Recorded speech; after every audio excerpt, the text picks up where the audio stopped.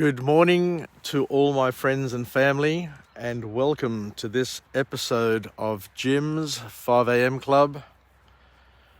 I've come back to the scene of yesterday's Greek feast, and I'm at the Hope Estate.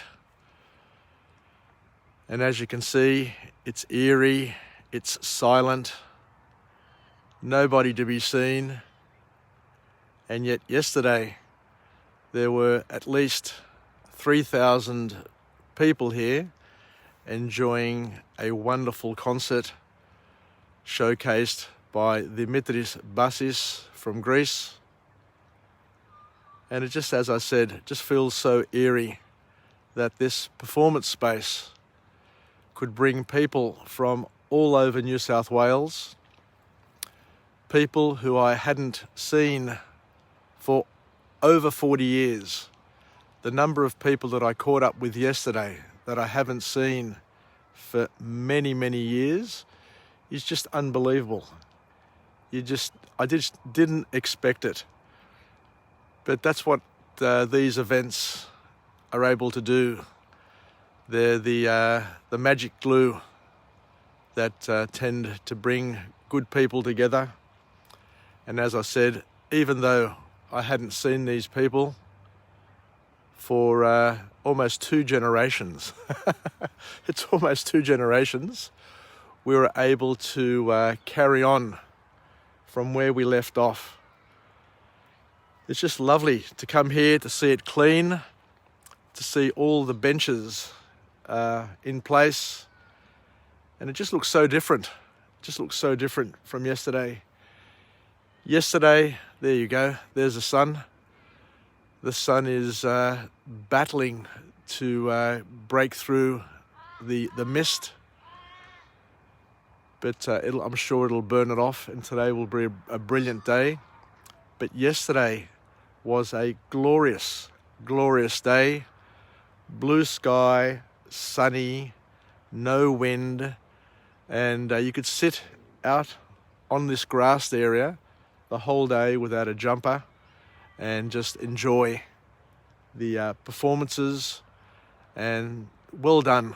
All I can say is well done to the organisers for thinking outside the square and doing something different, because the different thing that you did, I think, worked. It worked well, and I hope that this can become an institution.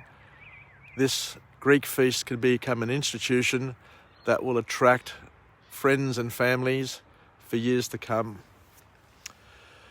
Anyway, let's go on a bit of a walk and talk. I'm sure the kangaroos will be bouncing around here shortly, and we may get some hot air balloons coming overhead. For those who saw my vlog yesterday, I was in this location, and there was 10 or so hot air balloons launching in the estate just down the road there. I think it was the Petersons champagne or sparkling wine estate was where they launched the hot air balloons, and they came overhead, and it was just a spectacular morning. Different from what it is today, because the sun was glowing red on the horizon there as it was rising. But today it is a lot more mistier, a lot more foggier. But I guess it's nice. It's nice. We've got something different, and what makes life beautiful is the variability that we're able to enjoy on a daily basis. So let's do a walk and talk. I'm going to do a book summary today called Barking Up the Wrong Tree by Eric Barker. Barking Up the Wrong Tree by Eric Barker. I didn't notice that when I was writing down my notes, but no, that's funny. So the author here kicks off the book summary with a quote. And the author suggests here and reminds us that we spend far too much time trying to be good when good is often merely average. The author here reminds us that in order to be great, and this is a good message for all of us, regardless of our age, in order to be great, we must be different. Because more often being the best is about being the best version of you. And as I mentioned before, congratulations to the organisers of the Greek Fest for thinking outside the square and turning it into a destination event where people could organise with their friends. There were stacks and stacks of buses. The fields all around here were just jam-packed with cars and buses, but it was great. It was great to be with lots of people. So what do we learn from this book summary today? So the author goes on to say there are 3 key points that come out of this book, and the first point that the author wants to try and make is that when we're young and we go to school, how good your grades are only predicts one of your abilities, and those abilities are not the ones that matter most in the real world.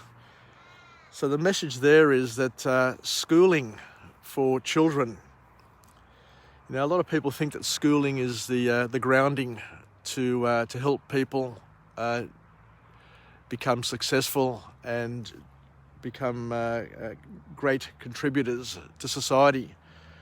But the author here says that the grades at school, I guess, only point to some of your abilities, but those abilities are not necessarily the abilities that are going to make you great and make you a game changer in the real world.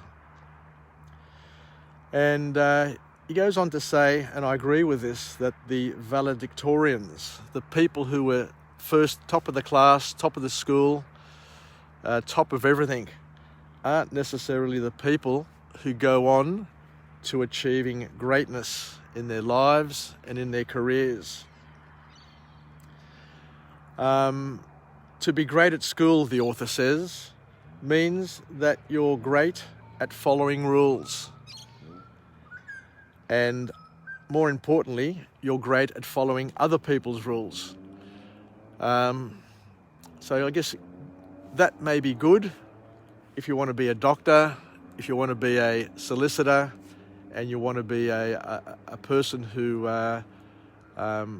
dictates and follows laws and rules. You know, and there are some professions, I admit, that are professions that require people to follow rules.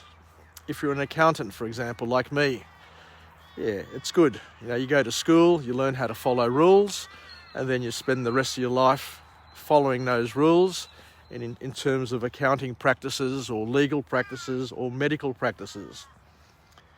But there are jobs, there are careers outside of those professions that can make a big difference to the way the world operates, according to the author. Because excellent followers don't actually mean that you're an excellent thinker. The author then goes on to say that in order to succeed in a different way and make a big difference, we need to mix a few things together. We need to mix creativity, passion, obsession, vision, and commitment together, knowing very, very well that life for all of us is messy. It's not structured as well as what we'd love it to be. Life, family, relationships, work, all of those things are messy. And you need to be, and you need to learn to be comfortable with messy. Oh, geez, I wish I learnt all of this sort of stuff when I was a kid. So we need to learn to live, to embrace, and to enjoy the messiness of life, so that we're not disillusioned, and that we don't lose momentum, I guess, is what the author is trying to suggest to us. The author then goes on to talk about the difference between people, and they talk about the fact that, you know, we all know that there are people in the world who are extroverts, and there are people who are introverts. And the author goes on to say, well, you know, for people who are extroverts, chances are they're more likely to earn more. But on the other hand, it's easier for introverts to become experts in their fields and leaders in their field. So depending on what your type is. But this was an interesting thing. I wasn't quite aware of this. But the author goes on to say, statistically, that top athletes, I wasn't aware of this, top athletes tend to be introverts. Roughly 90% of top athletes, people who are leaders in their fields, tend to be introverts. So the author then goes on to say that, you know, being an introvert or an extrovert, and there are people who are both. I guess I tend to be both. I can be very, very shy, very, very introverted, but I can also be extroverted in bursts. I'm not extroverted all the time, but sometimes I do. You know, I love to socialise, and I jump out of my skin. And I guess, you know, expressing Jim's 5 a.m. club, people would probably think that I'm an extrovert, but in fact I'm more introverted than extroverted. But this is a platform to enable me to express myself, as I say, in short bursts. So the key to life, according to the author, is knowing which is not knowing which is better, but knowing who you are so you can act accordingly. That's an interesting way of putting things. So there's no problem in being introverted. There's no problem in being extroverted. But it's interesting to know where you fit and where you sit, so you can act it out and feel comfortable about it. So the last formal point to come out of this book is that in order to be successful and to achieve the things that you want in life and to be a game changer, you need to work more, because working more works, and there's no denying that. And the author then goes on to say something which, once again, I hadn't quite thought about, but the bottom line is that what we work on and how we express ourselves is one of the very, very few things in our lives that we can control. So there's very, very few things outside of ourselves that we can control. You know, we've learnt that. You know, we've been married for many years. We've had relationships and friendships with lots of people over the years. We've brought up children. We've got grandchildren. And we've got many social circles that we've moved in and out of throughout the years. And you learn very, very quickly that our ability to influence and to control are very limited indeed. The author goes on to say another thing here which is really interesting, especially for people who don't think of themselves as being all that smart. But the author goes on to say that IQ, your intelligence quotient, has diminishing returns. There's a limit to what you can achieve in life based on how smart you are. You know, at the end of the day, it gets down to things which are a little bit deeper, and a little bit more broader than just how smart you are. And sometimes being really, really smart is a huge limiter on our lives. Sometimes the smartest people are the ones who end up making the biggest mistakes, because they're the ones who are fooled by their intelligence, thinking that they are capable of outsmarting the people around them. But my mother, my late mother, always used to tell me, she used to say, Δημήτρη μου, παιδάκι μου, δεν υπάρχει κανένας χαζός άνθρωπος στον κόσμο. So there's no such thing as stupid or dumb people. It's just that people express themselves differently. So just because a person isn't extroverted in their expressive style and don't show off what they know and try and impress the people around them, it doesn't mean that inside their head, inside their heart, inside their spirit, they don't have a fire like that sun burning, and a desire which is much greater than the desires that you have. So we need to respect all of those people around us and not judge people based on their intelligence, because as the author says, intelligence can get you to a certain point, but what you need is you need a mixture of a lot more things in order to make you a good person and a creative and a productive person in the world. So the last point to come out of this book summary from this author is that we need to get immersed. Whatever you do in life, if you want to be a leader in your field, if you want to get some enjoyment and some meaning out of what you're doing, you basically need to immerse yourself. Immerse yourself fully, not partially, not be a dabbler, not be an experimenter, do this, do that, do something different, but to immerse yourself, as the author says, in your work. And by immersing yourself, you're going to achieve a lot more than the person who is, as I said, the very, very smart person who wants to dabble but doesn't want to work hard. So it's all about generating and building insights, adding one and one and one and one, and incrementally growing throughout your life.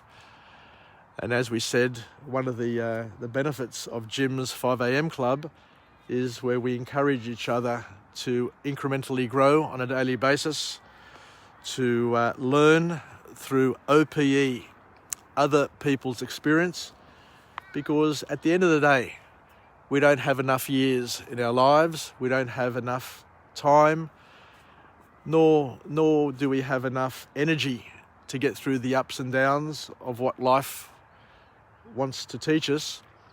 But sometimes we can learn through other people's experience, be it that experience is a positive experience or a negative experience.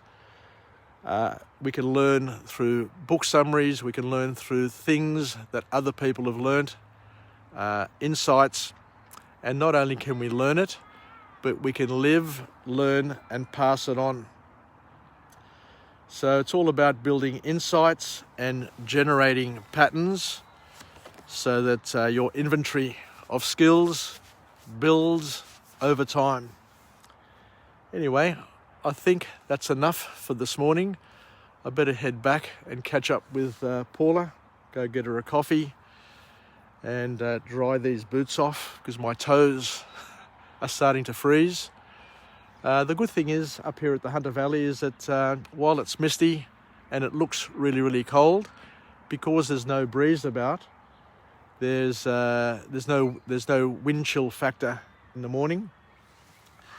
But it is a beautiful, beautiful place, less than 2 hours from Sydney. And the last time I came up here with a group, I was just reminiscing yesterday, was back when I was at university. I was about 20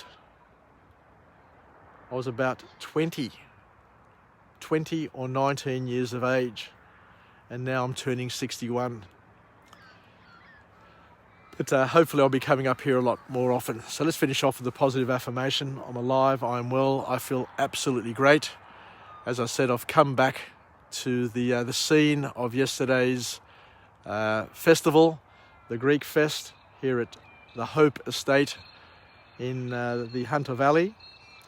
And I'm just reminiscing and just thinking that yesterday this was a place where 3,000 people came from all over New South Wales to enjoy the Mithridis Bassis, and now silence has fallen on this performance space, and all you hear is the cars in the distance, the odd magpie, crow, and nothing more. I could even hear the flapping of the wings of those crows there just flying into the distance. It's just amazing. It's just amazing how life is. Anyway, take care. Have a great Sunday. Enjoy your day. And thank you very much for joining me on this journey of discovery. And we'll chat again. I'll come to you again from a different location with a different message, where we can be the wind beneath our wings. And there you go. You've got a couple of crows just flying through the sky there.